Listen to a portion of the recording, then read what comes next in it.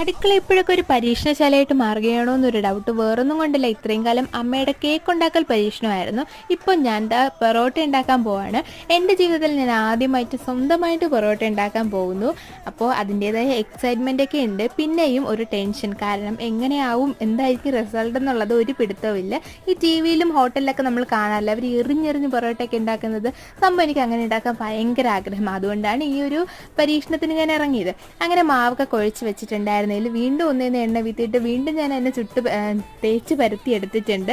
എന്നിട്ട് അത് എറിഞ്ഞെറിഞ്ഞ് സംഭവം നമ്മളിങ്ങനെ പരത്തില്ലേ, അങ്ങനെ പരത്തി എന്നിട്ട് കത്തിയൊക്കെ ഇട്ട് കീറി ലെയറാക്കാനൊക്കെ ശ്രമിച്ചു. പക്ഷേ ചുട്ടെടുത്ത് വന്നപ്പോഴേക്കും ഇത് പൊറോട്ടയാണോ ചപ്പാത്തിയാണോ എന്ന് ഭയങ്കര കൺഫ്യൂഷനായിരുന്നു. കാരണം പൊറോട്ടയുടെ ഒരു സമയവും അതിൽ കാണാനുണ്ടായിരുന്നില്ല, ചപ്പാത്തി കണക്കിനാണ് ഉണ്ടായിരുന്നത്. പക്ഷേ അമ്മയുടെ ചിക്കൻ കറി ഉണ്ടായിരുന്നത് കൊണ്ട് ഞാൻ രക്ഷപ്പെട്ടു. അമ്മ നല്ല കിഡിലും ചിക്കൻ കറി ഉണ്ടാക്കി വെച്ചിട്ടുണ്ടായിരുന്നു കേട്ടോ. അപ്പോൾ ഞാൻ ഉണ്ടാക്കിയ പൊറോട്ട അങ്ങനെ എനിക്ക് കഴിച്ചു തീർക്കാൻ പറ്റി. അപ്പോൾ ഇത്രയുള്ള വീഡിയോ എല്ലാവർക്കും ടാറ്റാ.